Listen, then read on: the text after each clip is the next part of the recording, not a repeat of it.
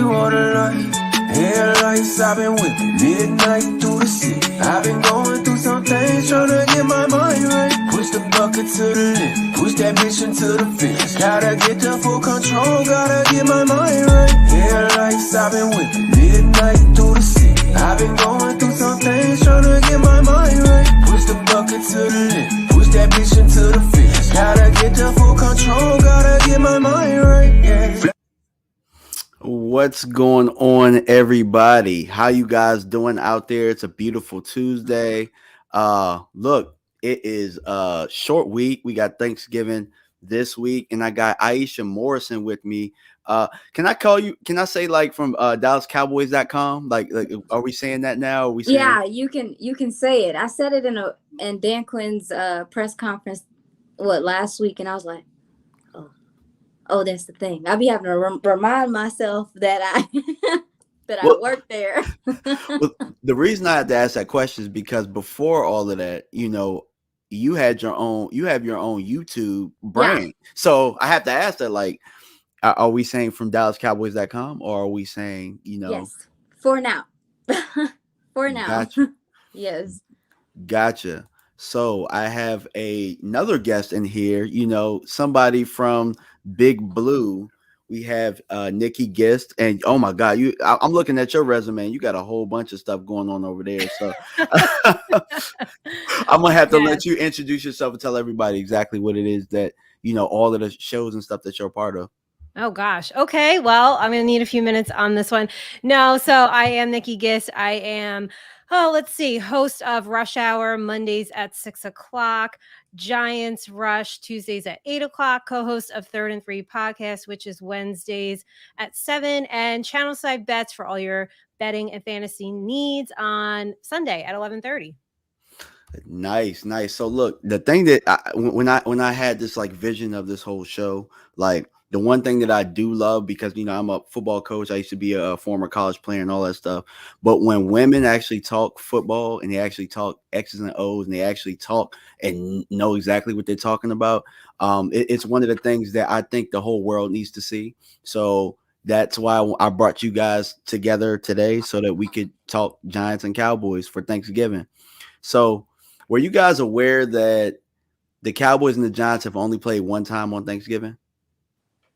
No. Yes. I wasn't. I mean, I was not.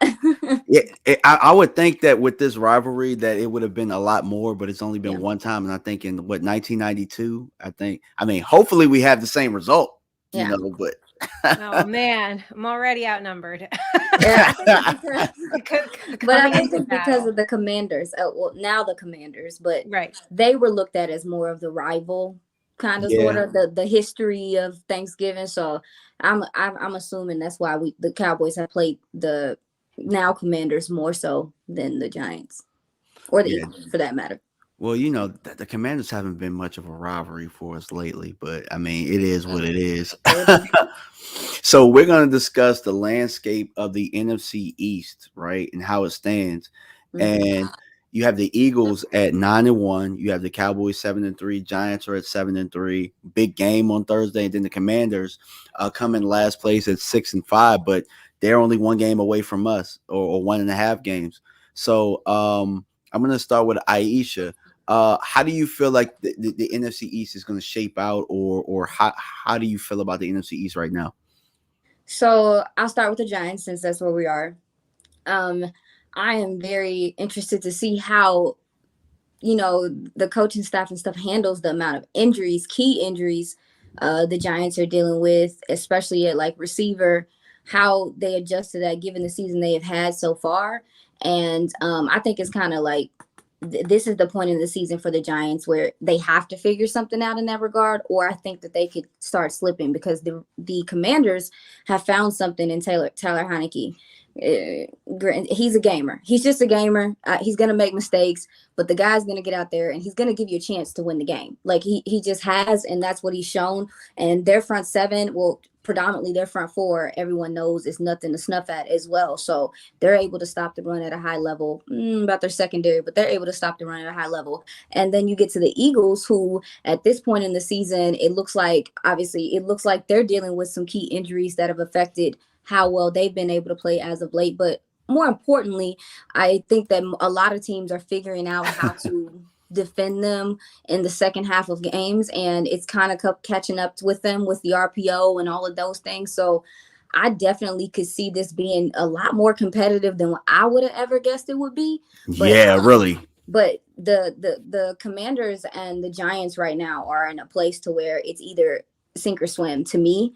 And then with the Eagles, they're already so far ahead. With the Cowboys, things are kind of starting to click, it looks like, with Dak actually being there. I think a lot of people forget, like, this is week 6 for him, like week 5, week 6 for him. So it is very understandable to see that the offense is starting to, make that uptick, and that's in turn going to help the defense. So Cowboys on the climb, and Commanders and Giants are, to me, in the competition phase, to me personally.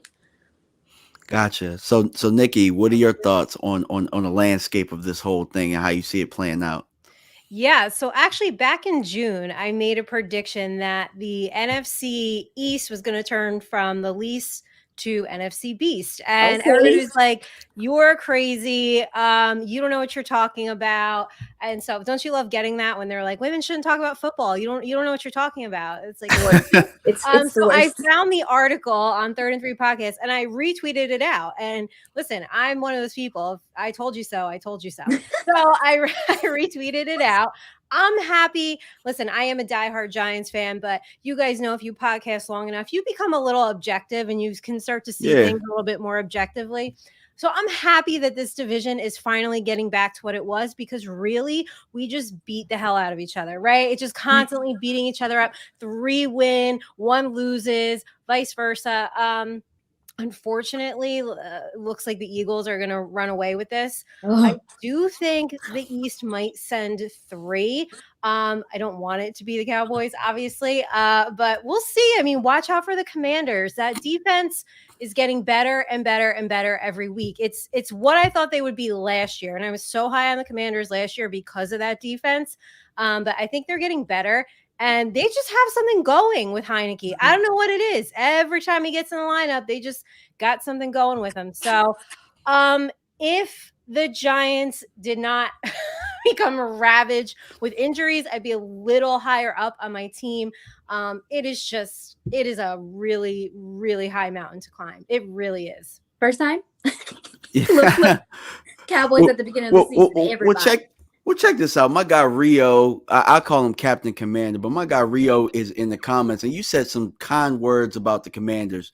Did you say that because he said you were fine? Oh, I didn't even see that. No. No. I had to throw the jab at Rio. That's my guy. I see Rio a lot.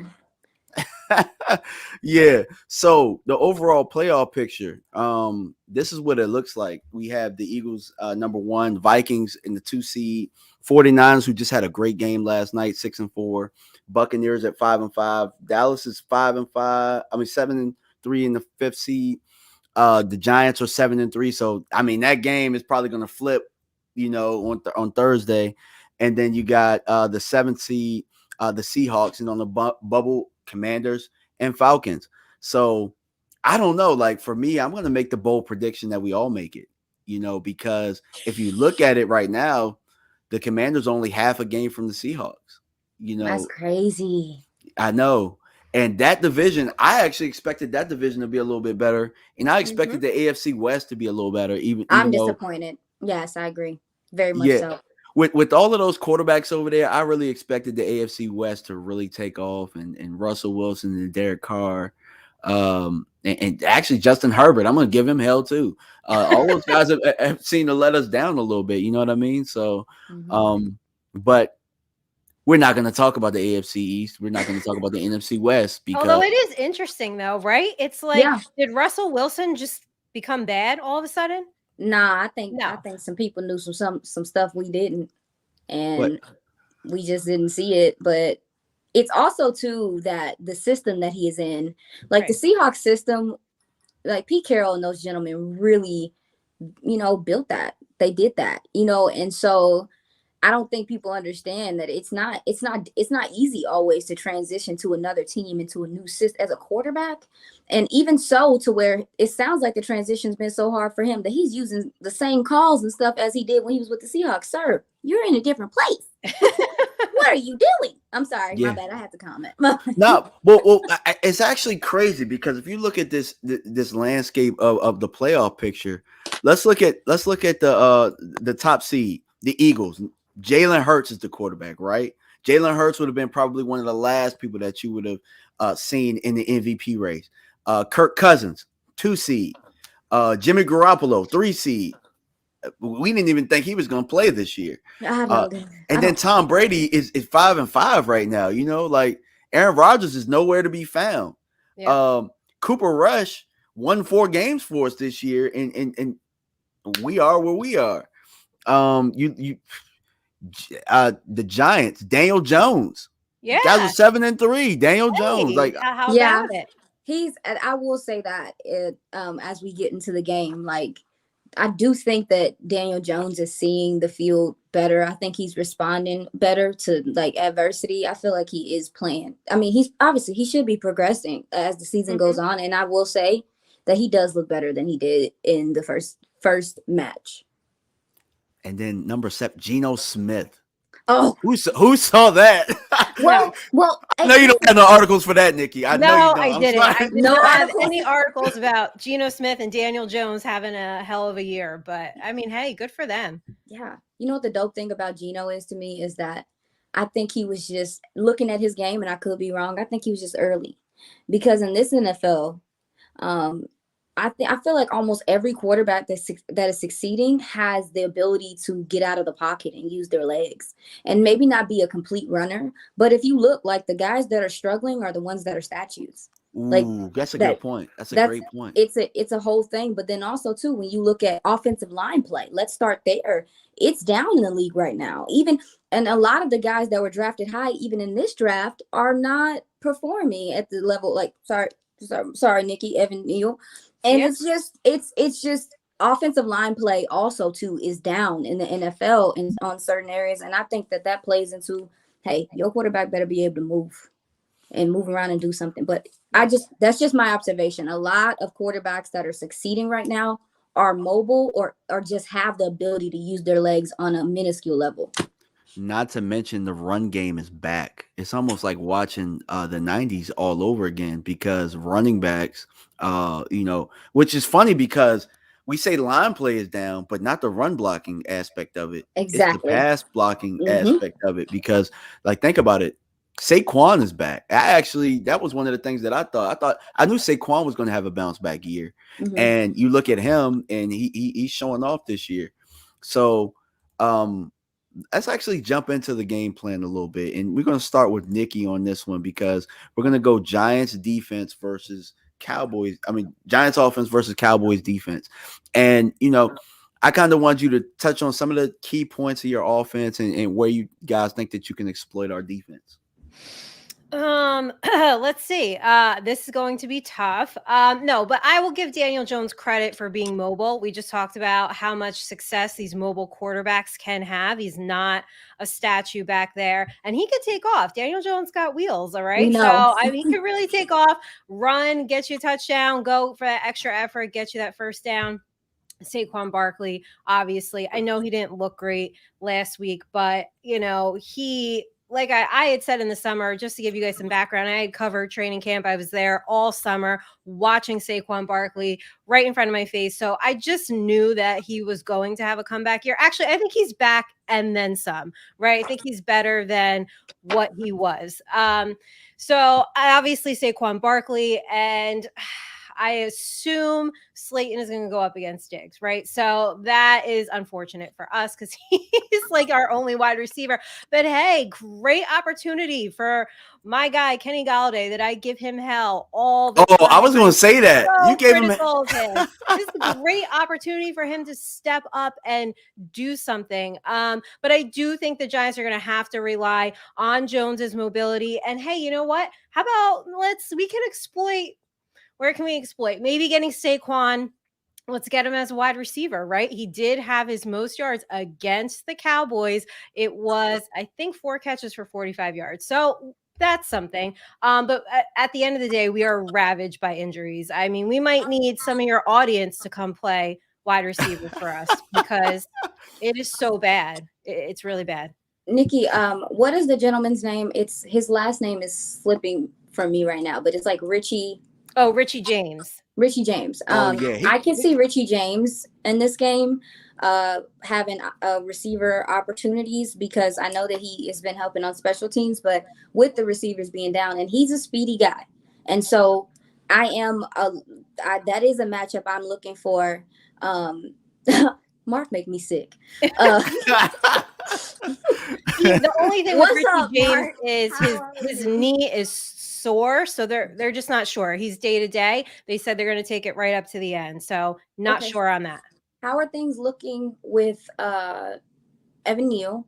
And then I believe you guys have another offense, like your other tackle is dealing with something. Our tight end Bellinger, if you guys saw that game, he thankfully was able to save his eye. No effect to his vision.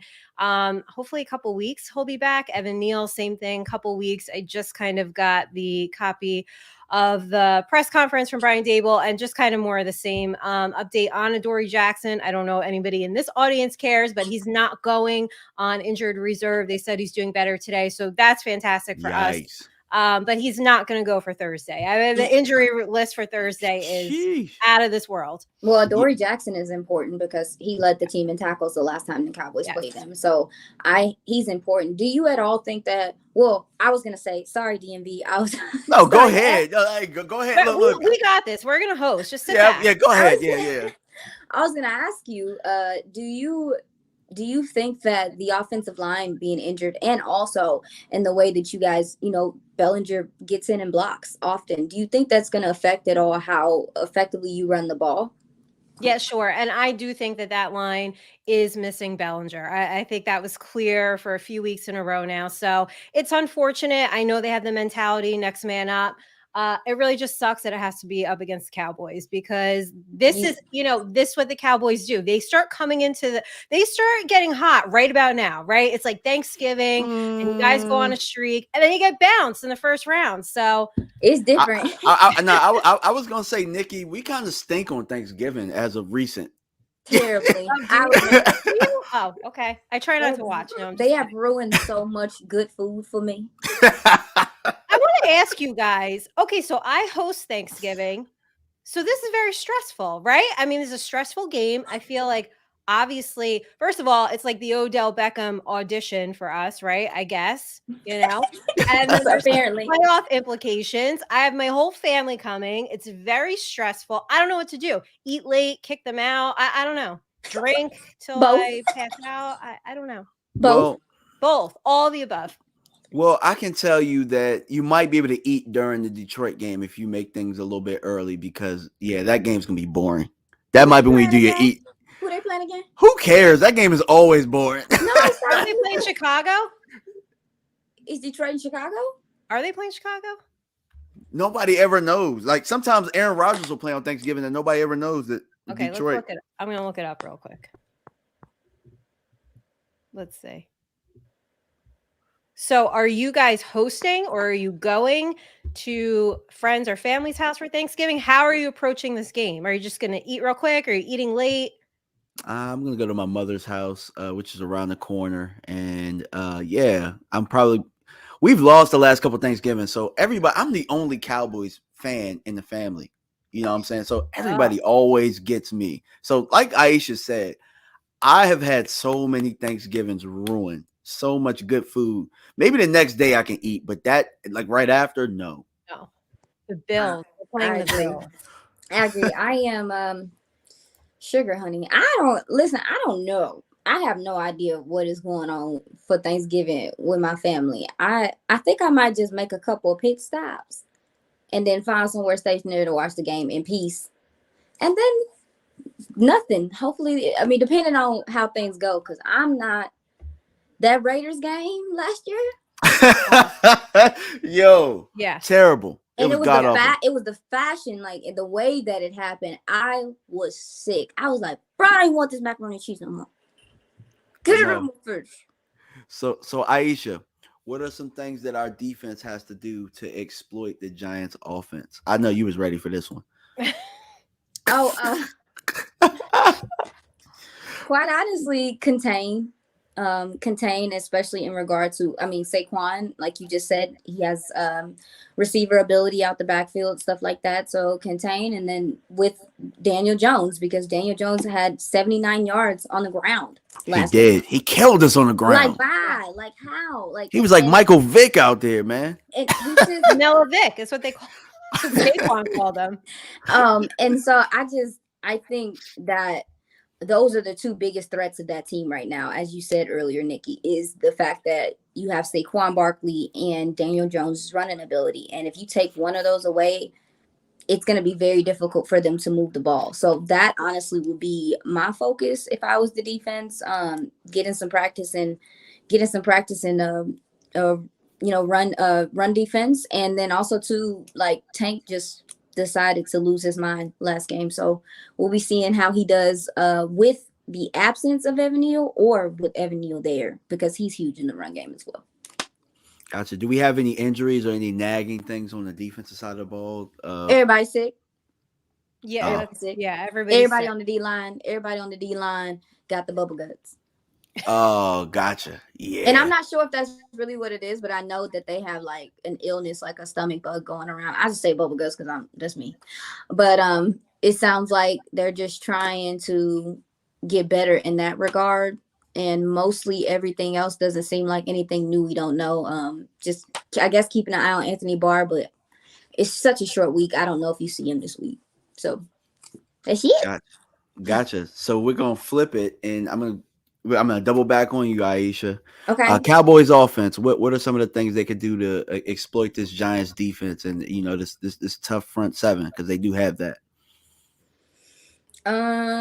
So with the Giants defense, the way that I look, the Cowboys had a lot of success running the ball against them last time. This is actually the first time that last game was the first time that Tony Pollard and Ezekiel Elliott had more than 10 carries each. That was the first time this season. And you saw success from that. I think Zeke had like 70-something yards. Tony Pollard had 107 yards on the ground, but he had a couple receiving as well. I also felt like this was Kellen Moore next to last game. This was Kellen Moore's best game that he called. It was so clean. They were aggressive to start the game, even with Cooper Rush, and they were able to get out and score so early. And I think it made things different for the Giants to come back on offense. So yeah, I would just get out fast, put this team in situations where they have to pass the ball. And that's something that they are struggling with at this point in time, and capitalize off of their mistakes. So they turn the ball over, because a lot of teams don't do that with Daniel Jones. He'll have like a fumble or something, and they won't capitalize off of his mistakes. So just that's really what I'm looking for from the Cowboys defense. Okay. Gotcha. And Nikki, what are some of the things this defense can do to exploit the Cowboys offense?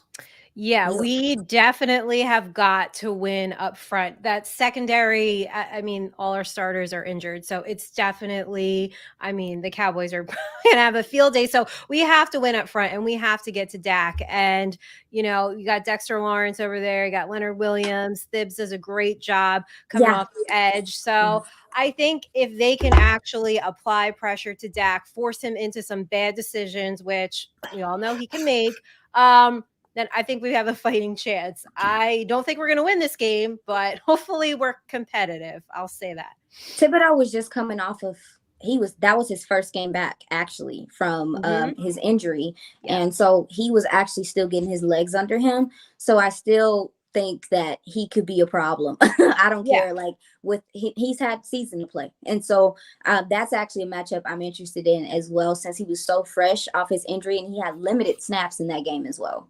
Yeah. And I really think this game, obviously, football, it's mistake-free football, no turnovers. This is going to come down to like Kellen Moore and Wink Martindale. I do think we're in for a pretty good defensive battle, because that's just how a lot of NFC East games go. Gotcha. So do we have any bold predictions? I'll let you guys jump in on your bold predictions, and I'll give you mine. Oh, no, I don't have a. Yeah, if it's saying the Giants will actually win would be quite bold of me. But That's I do think real. the Cowboys take this one. I don't know. I don't know of any bold predictions. Okay. Let me see. I think that Trayvon could have multiple picks. Oh, I hope not. Multiple. Yeah, I don't know. like two. I'm about to say I don't know if he's going. I don't know if Daniel Jones is going to throw like that. To be honest with you, but He might. See, that's my thing, DMV though. Like, I know a lot of people are like, oh, they're just gonna come out and just run the ball and run the ball. Like, it's like that don't always work. Like, that doesn't always work. You gotta win on first down. Like, you can't. There's not a. I don't personally think there's a whole bunch of teams that can just run, and not do anything else. And those are the upper echelon. So I'm like, yeah, I can definitely see him being in situations where he has to pass the ball. Gotcha. What's a zap, by the way? When people ask permission to zap, what does that mean? I have no clue. That must be some kind of jargon amongst the okay. the folks like that have a wrench. Thing you did. Okay. I think it's like the mods and the zapping people and getting the bad people out. I think they're messing with Cop Pizzle right now. That show was like, what's a zap? I didn't know either, Nikki. Yeah. So my bold prediction is I think Tony Pollard won't have as good of a game, and I think Zeke is going to have a good game. And I think that everybody's going to be back on the. Hey, y'all. I tried. Yeah. So I have a feeling that Zeke. Are you really sneezing, or are you messing with my bold prediction? Hurt too. My bad.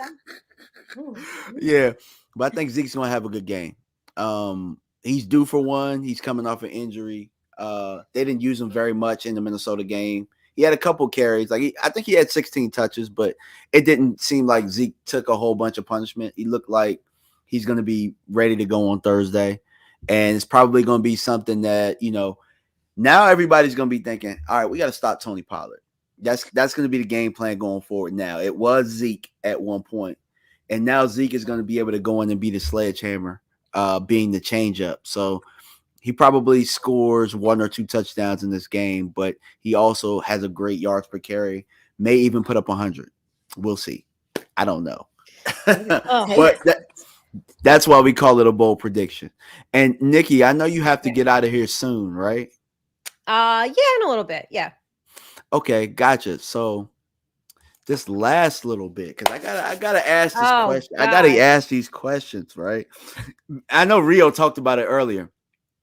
How do you feel as a Giant fan watching us like openly recruit Odell Beckham? Is it like watching somebody like, I don't know, like just try and go after your ex? Well, no, because I don't care about exes. You're an ex for a reason. No, it actually just feels like I'm watching like thirsty housewives that want camera time is what it feels like. Yes, that's what it feels like. However, I will throw up if he goes to the Cowboys. So I think it's I don't know. For me, social media, until I'm in the locker room, I forget that these are like early 20-year-old gentlemen in this locker room. And with that being said, and it being a very social media driven age, I think we're going to see other teams do it too. Now, I don't know if it's this aggressive, but I'm like, the online recruiting is normal now. Like the players doing that and doing it's normal now. So I guess I'm more so just like, especially, yeah, I'm just like, okay, do what you gotta do. Because they ain't got his number. They can DM him. He probably don't answer. So if I post and I tag you, I'm probably gonna get a reply. Better yet than DMing you. So I don't know. I'm like, do what you gotta do. Get dude over here.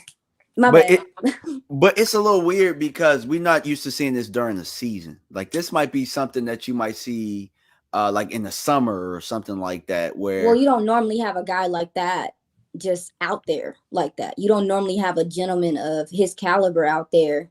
And also too, DMV, if you tell me I can improve my left tackle, my wide receiver, and maybe a linebacker in the middle of the season, yeah, let's do that. You know what I'm saying? Like I get the urgency. Like, I really do, because other teams aren't able to do that. Like right now, what most teams are, unless they're getting a guy back really, really late in the season, which typically doesn't happen, it's what they are. And so they can't add and improve to. I mean, you have a Tyron Smith coming back. And then again, you can add an Odell. And then obviously, your linebacker core might be improving with Damone Clark. I get the urgency personally. I do. Yeah, I definitely do. I mean, Nikki, you're used to, you've won 2 Super Bowls. I wouldn't say it's recent, but I mean, being an adult, I saw you guys win Super Bowls. So, yeah. Lucky. So, Nikki, can you plug in the places that that the shows and all that stuff again, and tell everybody where they can find you? Yes, you guys can find me Mondays at 6:00 on Rush Hour. It's a show for the fans. So we send out the StreamYard link on social media, and you guys can pop in the waiting room with us and talk about fantasy betting. We talk about Monday Night Football. If you want to vent or celebrate, and it's not a Giant-centric show. It could be anybody. You guys can hop on with us on Monday, and we can talk about what happened on Thanksgiving. Tuesdays is New York Giants Rush at 8:00. Wednesdays, 3rd and 3 podcast at 7:00. Sundays, channel side bets at 11:30. Yes. Oh, wow. Well, definitely. I'm definitely going to call in sometime. But before you go, I have a question. Yes. Do the Cowboys cover the 9-point spread on Thanksgiving? For my betting folks. No, I would take the Giants and the points because 1, I am 7-3 betting the Giants against the spread this season. 2, the Giants typically lose just by, it's been like a 1-score game between all the games. So I would take the Giants and the points. How do y'all manage? Like, y'all, I can't gamble. Yeah, my anxiety won't let me. I can't do no betting. I envy people who can do it. Like, I'm serious. I'll be like, lucky. Like, I can help you build your fantasy. But me? Oh. Yeah, I'm good at fantasy, but I'm trash at betting. Last week this Sunday, I bet a parlay. I had all the NFC East teams winning. And you know who lost? The damn Giants. I know. I got it wrong last week. That's the downside to a betting show. You have to put it all out there. And then, believe me, when we're right, everybody's like, oh, you won us a lot of money. And then when you're wrong, it's Nikki. Oh, my God, you're horrible. So you can't always get it right. We try. Yeah. Gotcha. And we got a request before you go from my guy Rio. If you familiar with Rambling with Rio, my guy is holding it down in this area for the Commanders.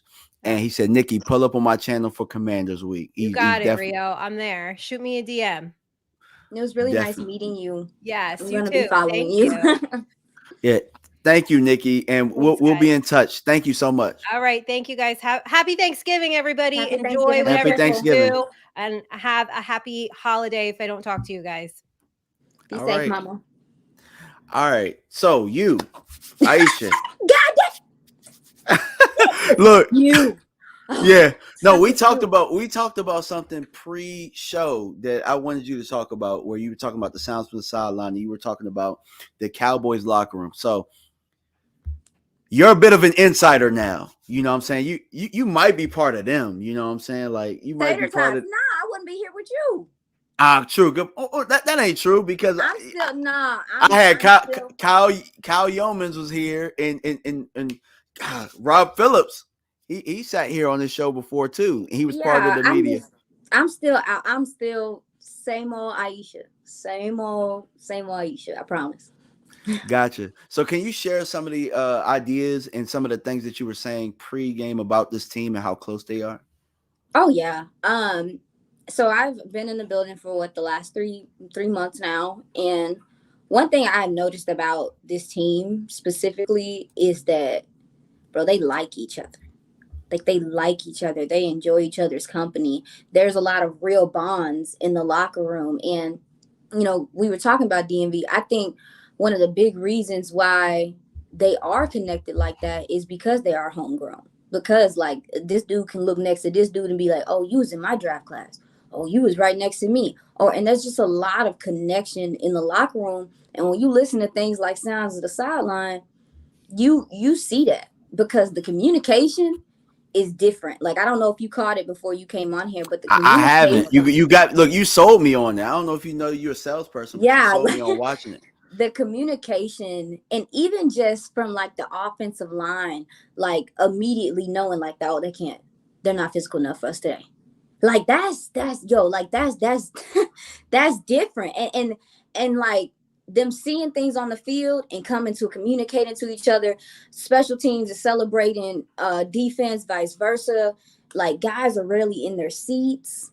It's yo, like, and listening to a lot of the reporters and the insiders for the Cowboys that have been there a while, they will tell you that this feels different. This locker room and the unity that's in the locker room is different. And I think a lot of it just goes to the training, like the training staffs and also the coaching staff and Mike McCarthy, because you can just see guys playing out there for each other. And the response that they had this week, I think really speaks to that. And you can tell on Sounds of the Sideline that they had a point to prove for sure. Yeah, gotcha. So I know I watch Vach and Will Still pretty much every day, and you know they said they were gonna get you to ask a couple questions. Like, how close were you to asking the question about Tyron Smith and then moving Tyler Smith back to left guard? How close were you to asking that question? So I don't know if I was. Some questions I don't have to ask, right? Like some questions I don't personally have to ask because I know somebody's gonna ask.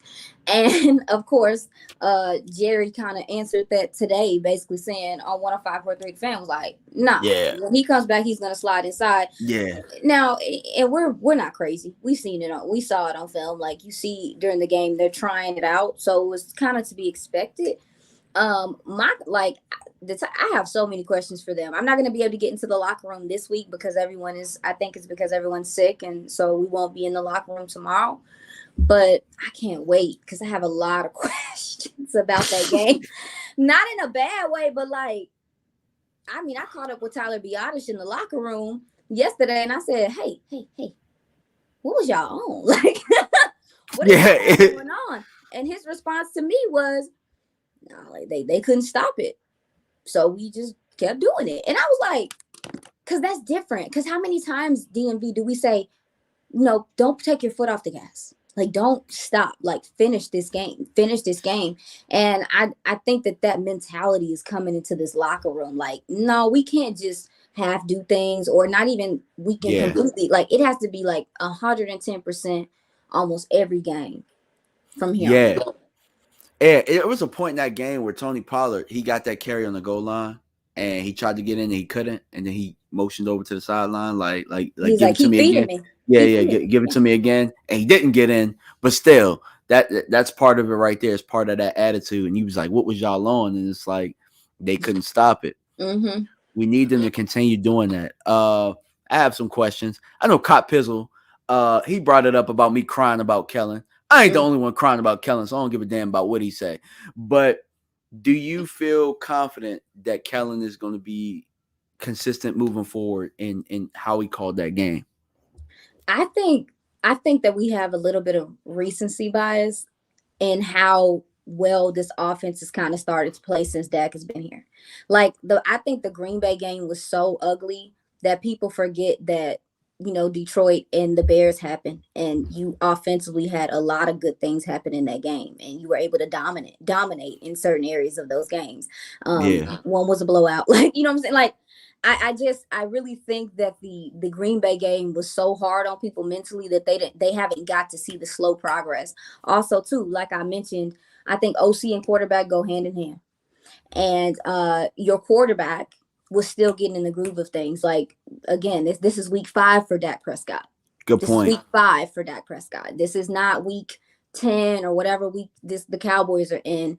For this offense and Dak Prescott, they are just now getting their legs under them as far as communication and stuff. And I think on Sunday, that's when you're starting to see that because he checked into so many, like, the mental processing at the line of scrimmage is getting insane. Like it's I was sitting there watching the all 22 DMV and I was like, bro, and I only say bro like that because I know Dak has done that for years, but at this level, like, oh yeah, kill like drawing guys offside, hard counts, free plays. Like it's next level. I think he's taking like that next level, and you would expect for him to in year 7.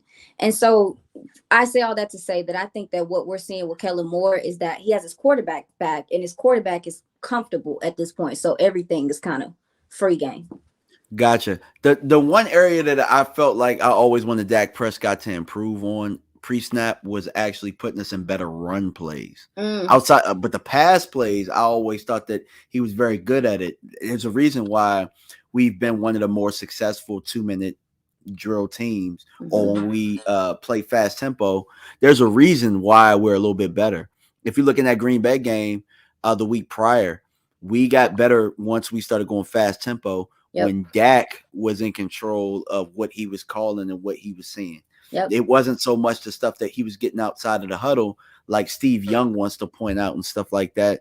I think it was when Dak was at the helm and he's seeing this stuff real time, and he's more of the guy that's going to pick on, oh, you weak. Oh, yeah. I'm going at you.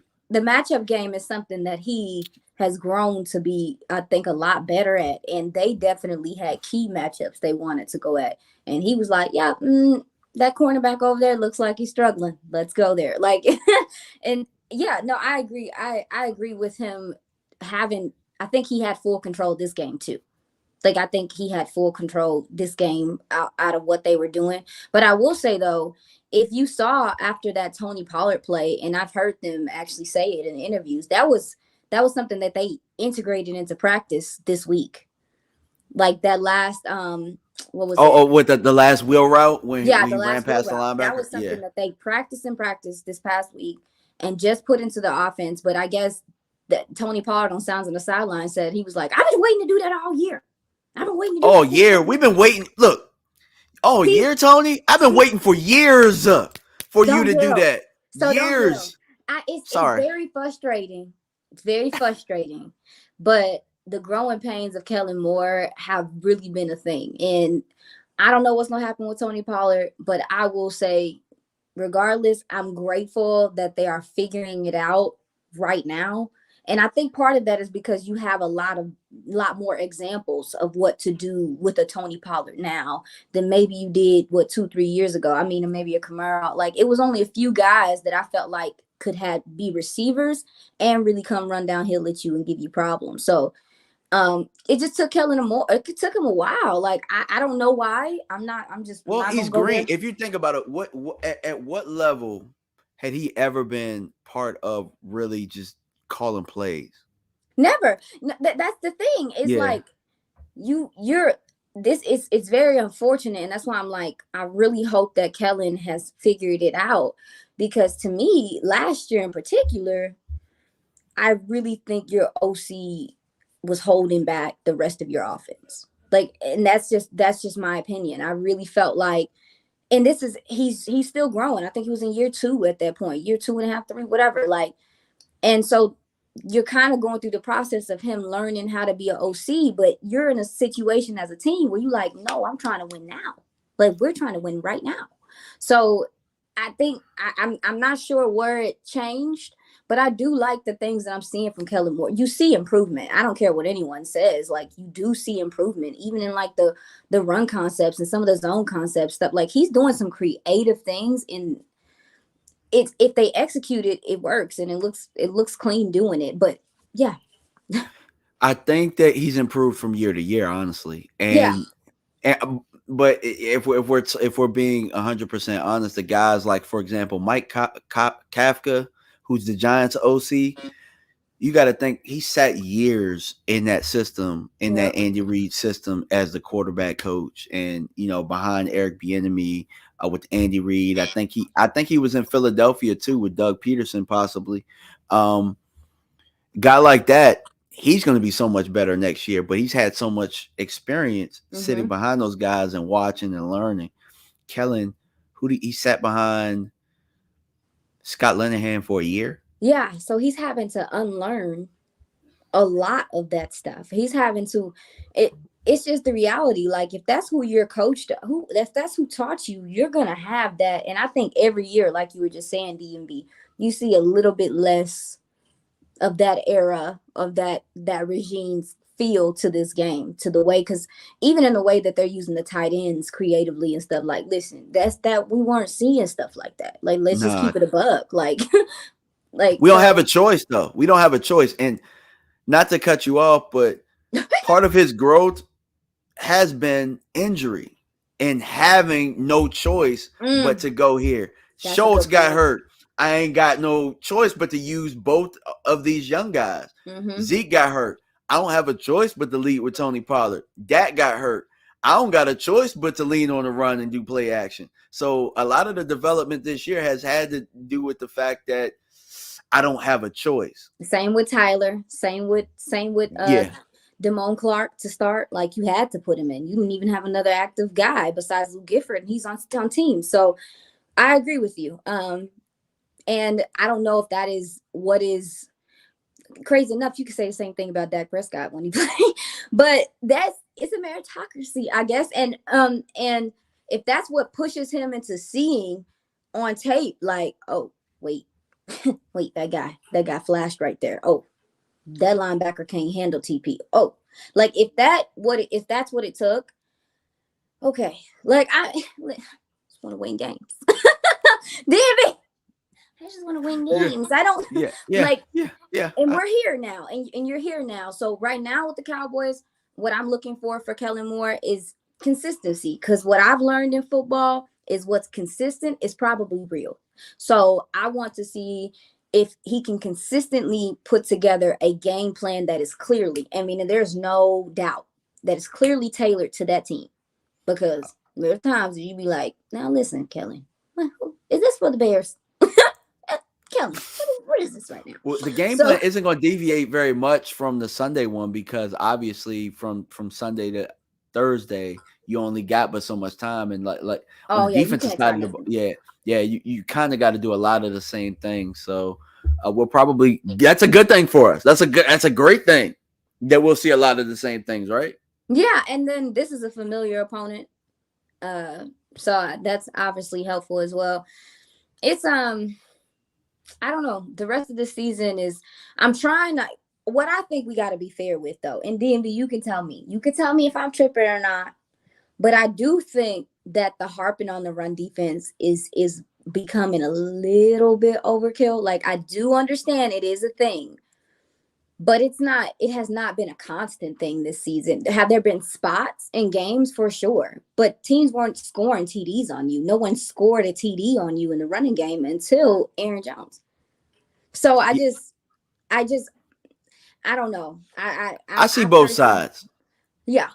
I see both sides of it. The right type of team can expose you. Tracking when it comes to you, like Minnesota. I knew Minnesota wasn't going to stick with it because Minnesota likes to throw the football. And shout out to Trayvon Diggs for pretty much messing up their game plan. But a team like, let's say we play Tampa Bay again. They're going to do that again because they have no choice. Are they running the ball now? They only ran against us. Well, that's what I'm saying. It's like, I do think this defense is different than even the first week, but it's one of those things. Okay. So I ask you this. Okay. One of the biggest things in the run defense that I feel like is a problem is obviously stealing the edges, but I think the linebackers have been a big problem. So what did you see from Damone Clark last game that makes you feel like when you get an Anthony Barr back, I think their speed put together could help, and their willingness to both play forward and not give up a whole bunch of depth, I think could definitely help sideline to sideline. And I think you saw some good things from Damone Clark personally, like in the run game early and just asserting himself and making his presence felt in that game. Well, bless you. Players hot. My bad. No, but I feel like with the linebackers, the thing about Damone Clark that you don't see from LVE or that you see from Barr is that I think that Barr and LVE, because they are veterans, they think a little bit too much. Yeah. Damone Clark is like, I'm gonna run and hit, and with the curse say last year, run, hit, talk shit, And that's what this defense is predicated on. And I think that's been the biggest problem with our linebackers. I think LVE has made some business decisions this year. Not so much last game, but I've been saying it all year. We haven't had consistent LVE like people think we have. We'll see like a flash here, but then we'll see like 5 bad plays. Then we'll see a good play. You know, like I'm looking for LVE to be the guy that we saw last week. But that also, the D-line has to keep him clean, and we can't play hero ball. We didn't play hero ball last week. Everybody played together. So and you also were missing Bohanna in there, and I think that his size matters when you're talking about stopping the run and stuff. So I agree. I agree about LVE. I think you can get better there, and I also see on film that people are attacking you there. Like they're attacking you there for a reason. It's not just because. And I felt like this past game, they very quickly saw who 33 was. Like very quickly saw who he was. And even on sounds of the sideline, Michael was like, I think he was saying like, I told y'all, like, because he was going to get the sack. And Damone was like, yeah, you said it. Let's go get another one. He literally was like, it was real like, all right, bro, you said it. Like, let's go. Like, that's his mindset. That's his mindset. Like, okay, bro, let's go. Let's. It's cool, but let's go. Because he's hungry and he don't know no better. Just like Micah last year, just like Micah right now. But I'll tell you another guy who don't know no better. 54. Crazy. Crazy. He's crazy, and I would like to see him. I would just like to see him have opportunities, but I know it's hard with how well Dante Fowler is playing. What I'm looking for them to do is to find a run stopping package for the edges that is set. I know that they rotate guys, but what I think is happening also is that when you rotate guys, edge defenders have to feel the game. They have to get a feel for how these guys are coming at them, and even just when to release. There's timing involved in it, from my understanding. And so I really do think that a lot of what I think needs to improve there, and maybe not improve, is just, hey, let's have a set. Like, this is our run stopper. Like, for edge, opposite of Tank, they need to figure out who that guy is. And how do you feel about how the edges have played there? Opposite of Tank, who would be your guy?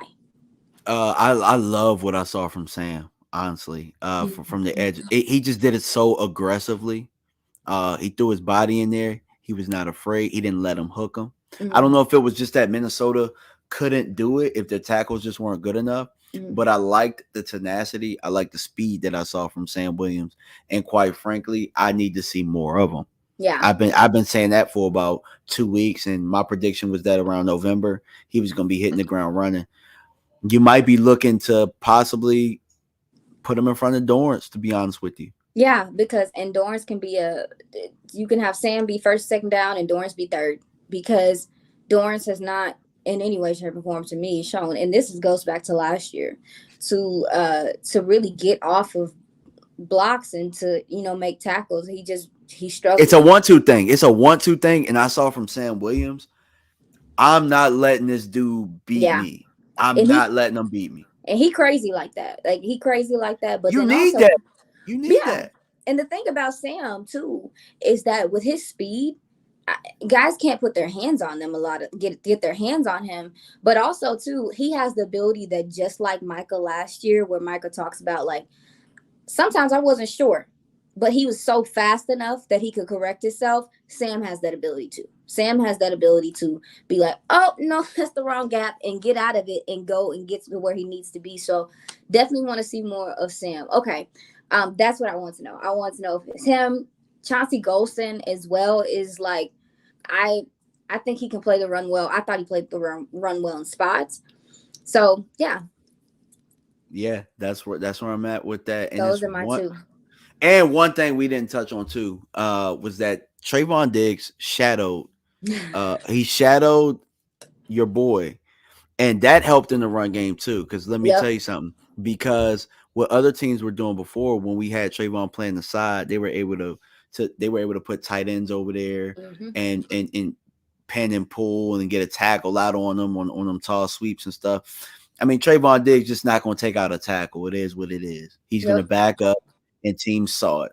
So if you got him shadowing the number one guy, either they're going to use that guy as a lead blocker. They're not going to do that because that takes away the play action game. And then we got a better corner that can tackle and be in that situation. I think they'll get out of stopping to try and get to the edge as much if we're able to have him shadow the best guy. Also, too, something that I liked from the defense, the secondary played sticky. Like the secondary, like some of those sacks that the Cowboys had were covered sacks. Like they weren't just because especially at the beginning of that game. It was he didn't have nowhere to go. And shout out to them for coming out and playing tight. I also liked a lot of the disguises this game. They came out and played man to start, but then it was like, oh, just kidding. This isn't man. This is cover 3. Just kidding. Yeah. I was weak. I actually caught up with Joe Witt in the hallway, and I was like, I like what you did this week. And like they are you that person in the building like you did a good job this week? No.